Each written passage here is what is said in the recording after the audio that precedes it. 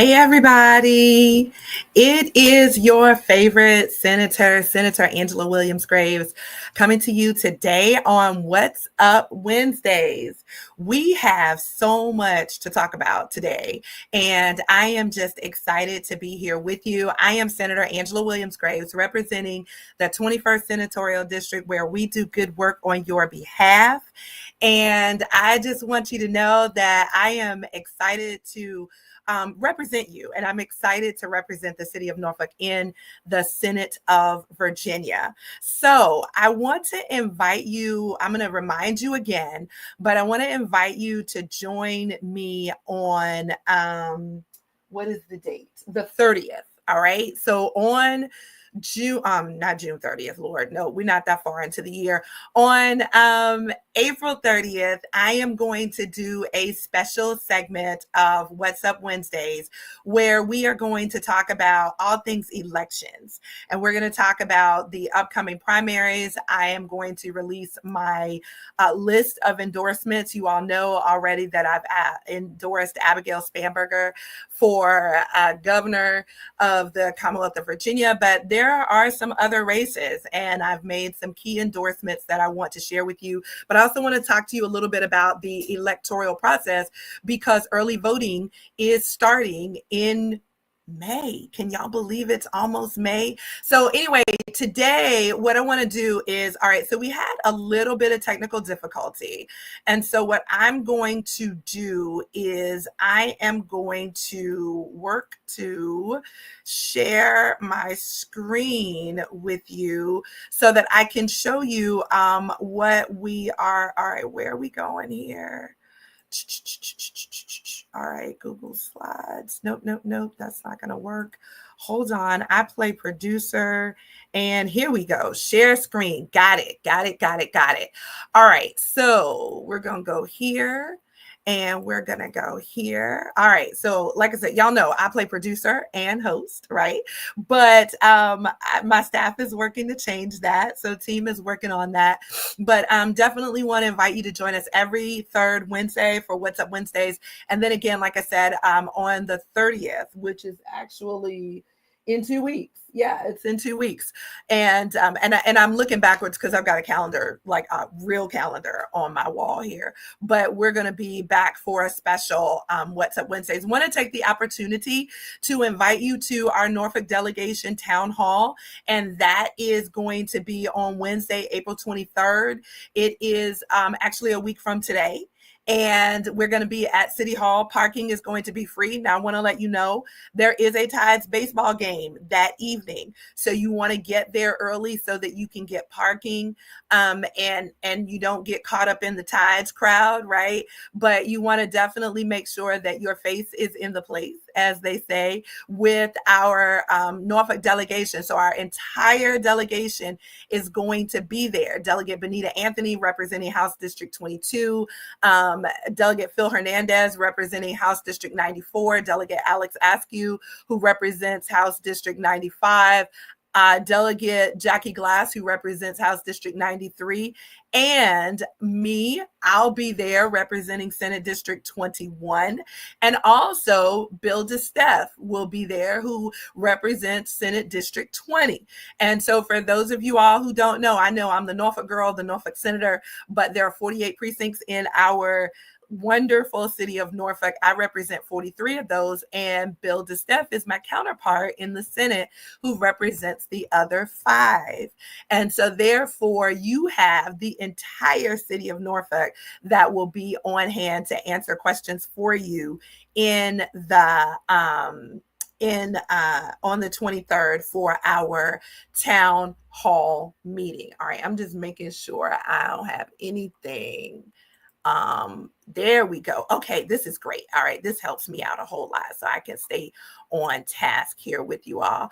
All right, so now the other thing that I really want to get into today is the SAVE Act. And you all may have heard about this on the news. You may have heard about it from other legislators.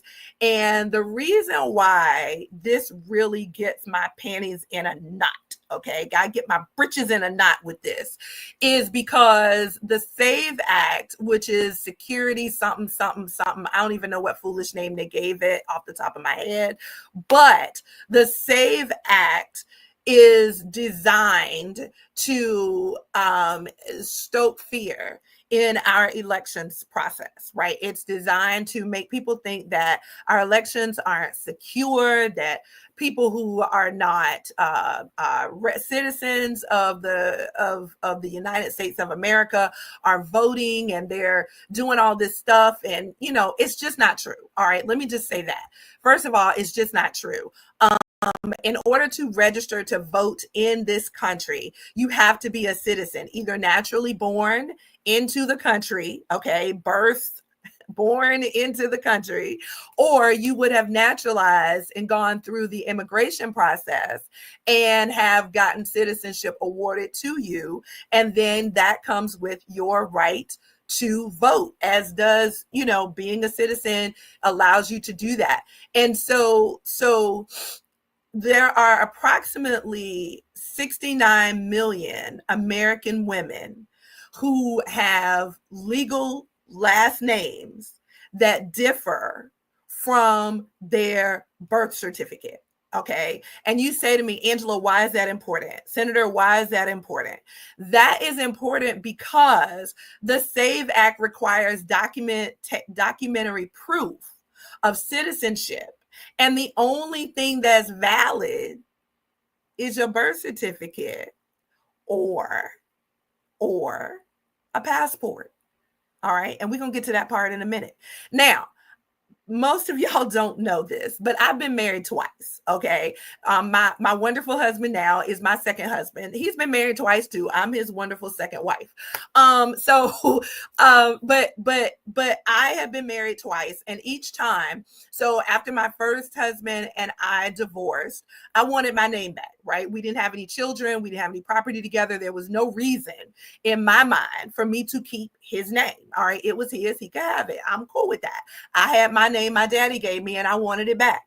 And so, but then when I got married the second time, which 10 years ago, we celebrated our 10-year anniversary. 10 years ago, when I got married, I changed my name to take my husband's name. So y'all know me as Senator Williams Graves. Well, you know, Williams is who I am, right? That's just who I am. Graves is who I married. Okay, that's who I married. And so both of them make up me. But legally, my last name is Graves. I was born Williams. I changed my name when I got married the first time. I changed it back after we got divorced. And then when I got married 10 years ago, I changed my name again. And for women to have to do this, y'all know this is not an easy process to change your legal name, right? And so I had to do all the stuff, do all the things, as one of my team members would say, do all the things to change my last name. And so now my birth certificate says Williams, says Angela Marie Williams, to be quite frank with you. And my legal last name is Angela Williams Graves, right? That's problematic under the SAVE Act. All right.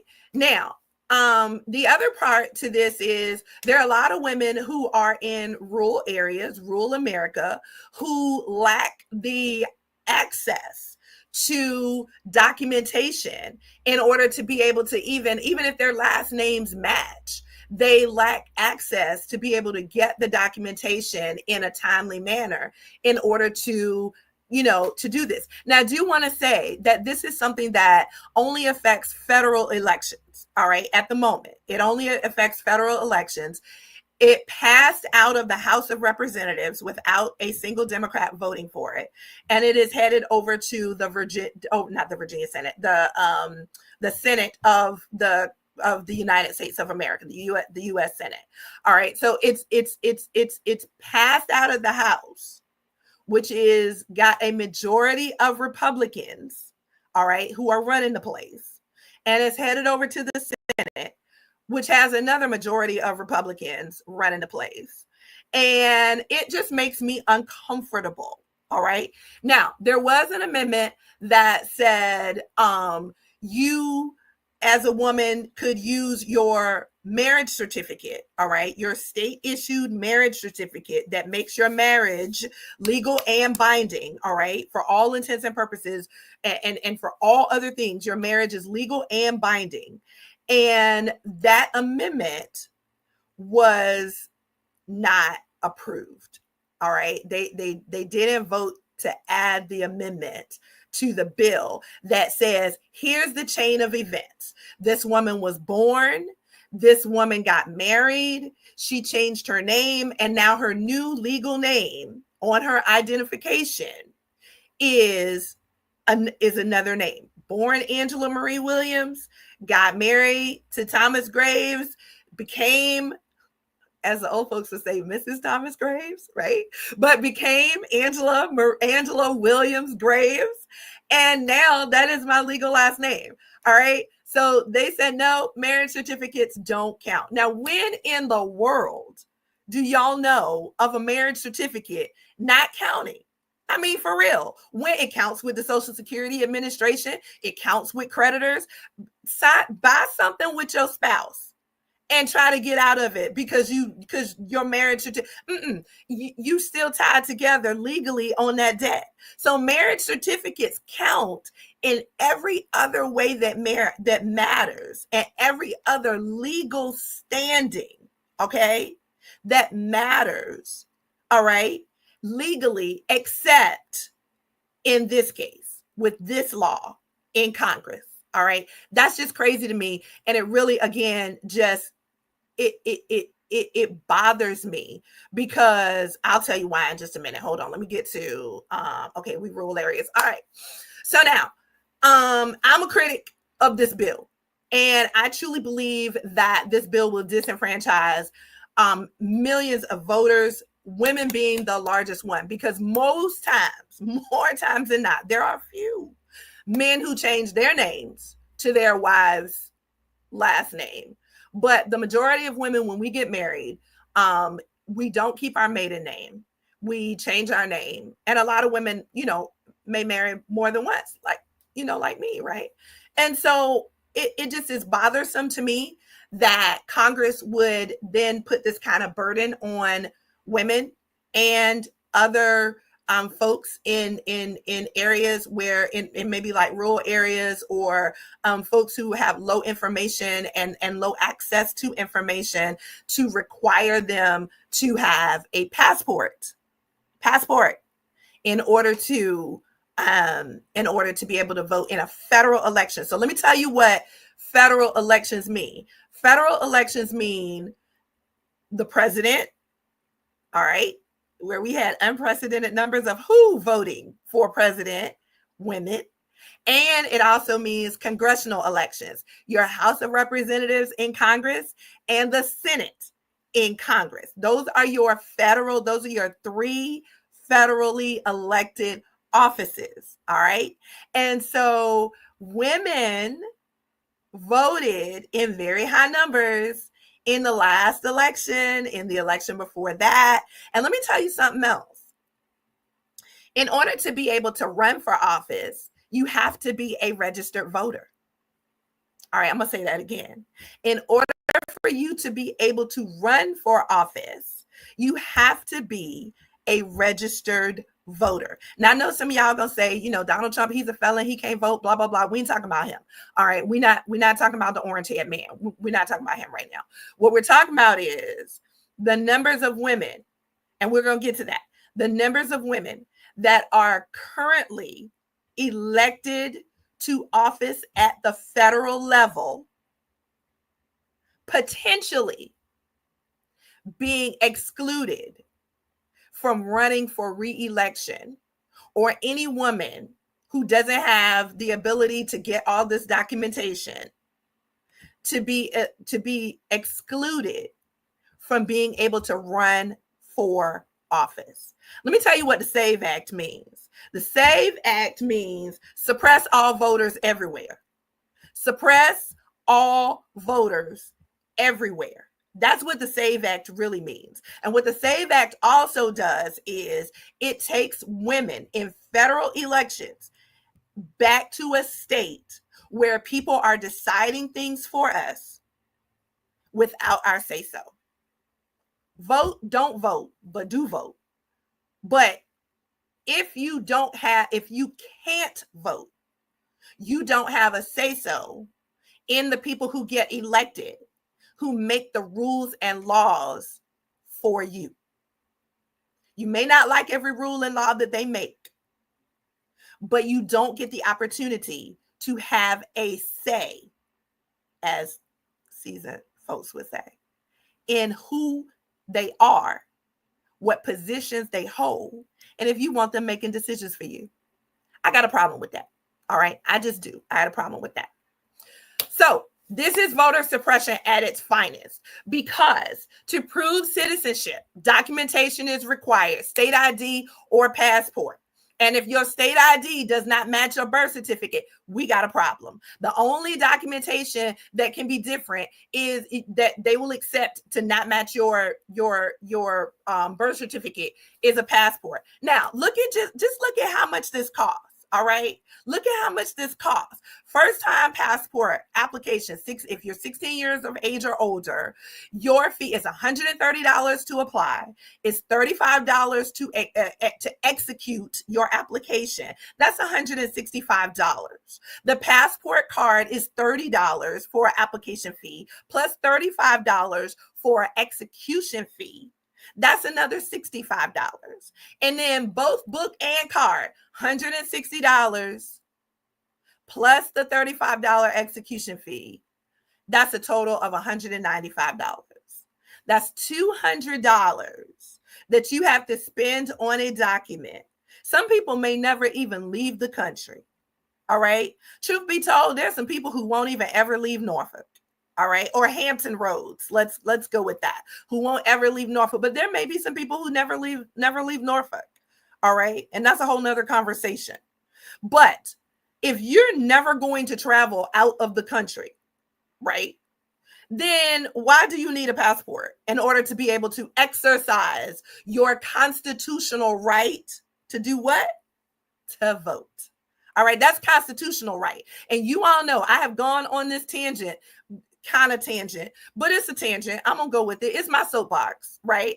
On gun rights. We have the gun enthusiast people who say it is our constitutional right to bear arms, and no law should impede our constitutional right to bear arms. Yet we have 511 laws either on the books or attempting to be created to keep us from exercising our constitutional right to vote.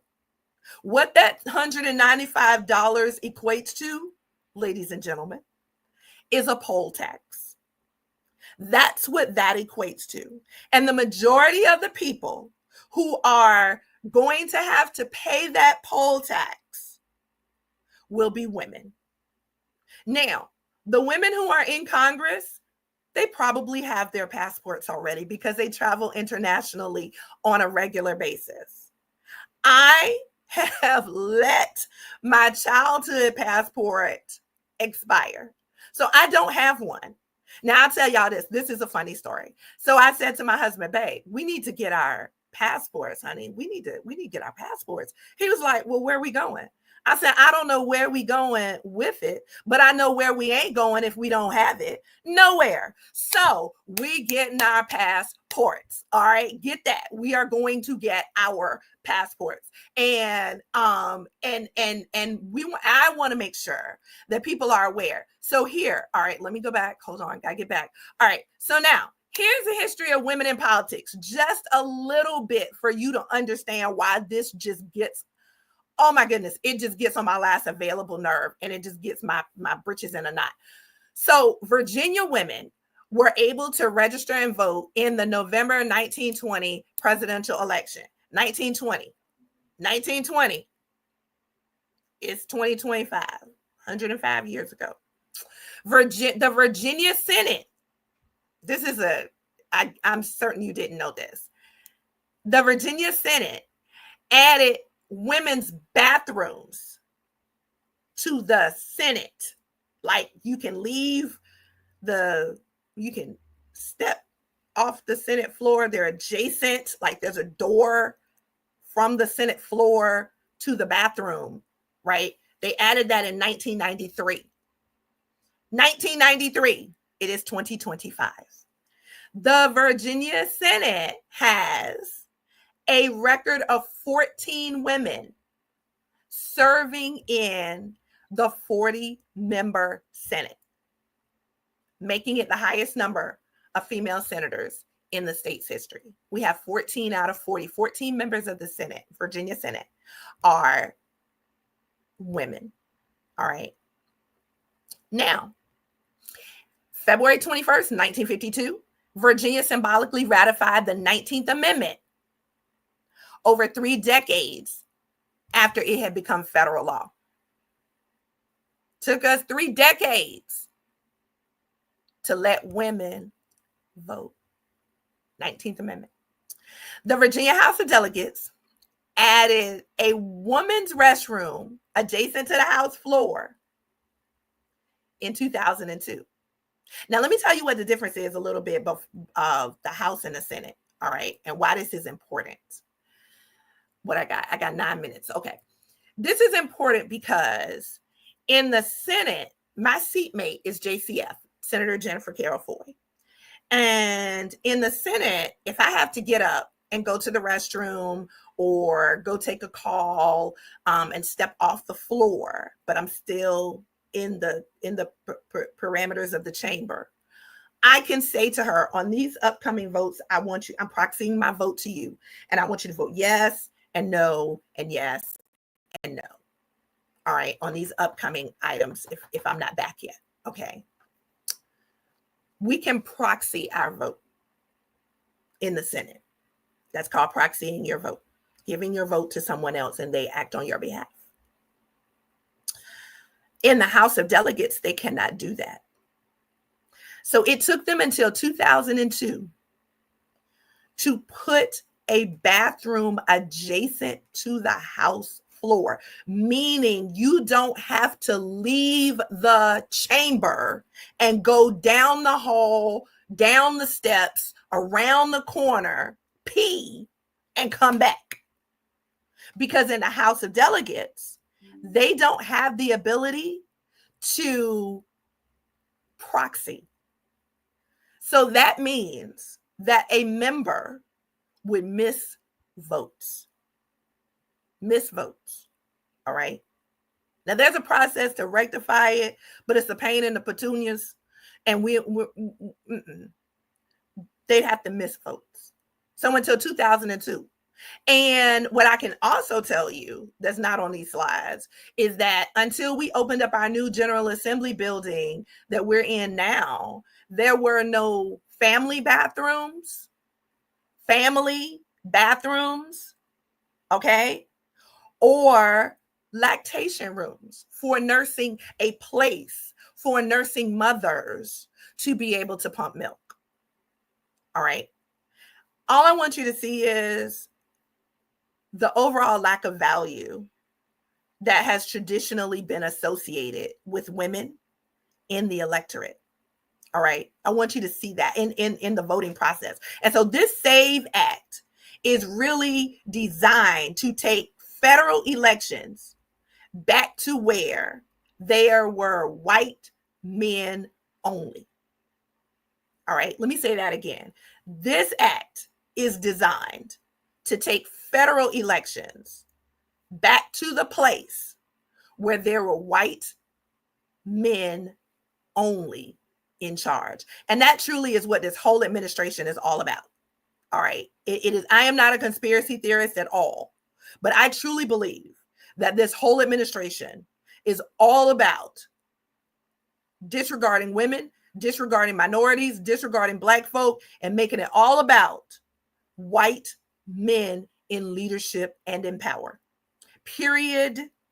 End of story, as the young folks would say.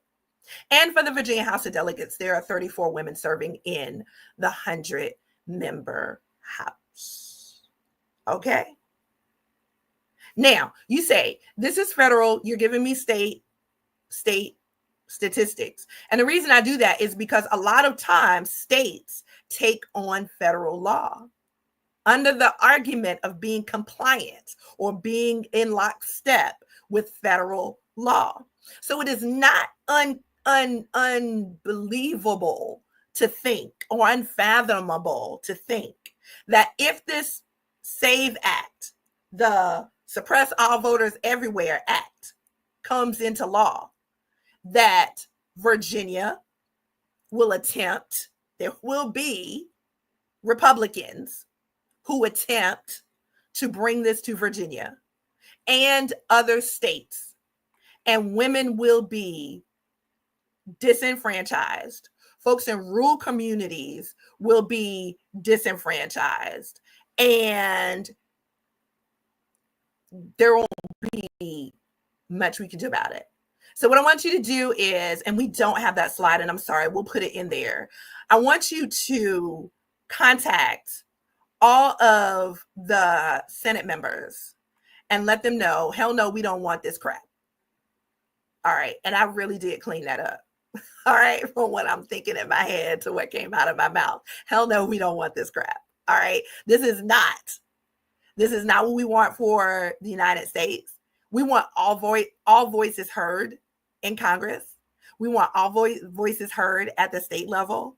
And we want women especially to be valued and to be respected and not have to jump through any extra hoops just because we married somebody. Okay. All right. Y'all, I can't tell you how I really feel. But anyway, so I want you to be aware of what's going on. I know that you can't follow everything, but some things get under my skin more than others. All right. And this is one of those things that gets under my skin because it is designed to silence women. That's what it's designed to do, is silence women. And never in our history have we had someone who has been hell-bent on dismantling all of the systems and just brazenly challenging the Constitution of the United States of America the way that this administration is doing. And I'm going to take a page from Delegate Glass's book in that. This is not crazy. He knows what he's doing. He's not unhinged. He's not losing it. He's not any of that. He is calculated. They are calculating, and they have a plan, and it is to bring back, in my opinion, and this part is my opinion, to bring back leadership as it was known to be white men only. And I don't know about you, but I'm not going to sit back and just let that happen. All right. So now, this is what I'm going to ask you to do. It is a brand new year for us. We've been out of Senate, been out of session for a couple months now, and we are in fundraising mode. And there are a lot of things that we have going on in this office that I'm going to talk to you about a little bit later on in the next month or so. But we need your help. We need you. I want to be able to help candidates get elected. I want to be able to make sure that our staff is properly paid. And I want to make sure that we're able to hire some interns this summer and pay them as well, and do things in the community for the community and help some of those small organizations that are really boots on the ground. And I don't mean the song, boots on the ground, for our community doing the work. A lot of the resources that are available now, we don't really know what's going to happen to them. And so our job, my job, is to make sure that we're doing all of the things to take care of, to do what we can, right? To contribute where we can, to do what we can, to make sure that staff is paid for, because they're the ones that are out in the community on, representing the office, but they're also the ones that are here every day when you call or when you email, that are responding to you to make sure that your issues get resolved. We are doing those things. And so I just want to make sure, I'm going to ask. The scripture says you have not because you ask not. So I'm going to ask you to give us a small line item in your budget, right? right? Put us there. Make a small line item for us. And you can give one time, you can give, you can do a recurring donation, you can do all of those things to help us to be able to continue to do good work on your behalf. And I know I'm running out of time. Constituent services, if you need something, this is interesting here, but we're good. If you need something, our office is able to help you through constituent services. And I'm going to do another What's Up Wednesdays. We did one last year, but I'm going to do one this year on constituent services and what we do in the office, what we do, what we don't do, what we're able to do, and in order to be able to assist you. I just want to say thank you. Thank you for your support. Thank you for your faith in me. Thank you for listening to my soapbox. And thank you for allowing me to represent you. It is really the honor of my life to be able to do that. And again, if you need help with federal, state, or local government, please, please, please contact our office, because this is what we do. All right, this is what we do. So info@norfolksenator.com or call us 757-524-4941. We are here. My team is here to help you and to make sure that you get the things that you need. So now let's see, stop sharing. Here we go. All right. I am Senator Angela Williams Graves, representing the 21st Senatorial District in the Commonwealth of Virginia. And I want you to know that I love you. Just in case nobody has told you, you are fabulous. You are fearfully and wonderfully made. And I love you. And I want you to remember that you are a walking, talking, living, breathing miracle. I will see you again on the 30th. Bye.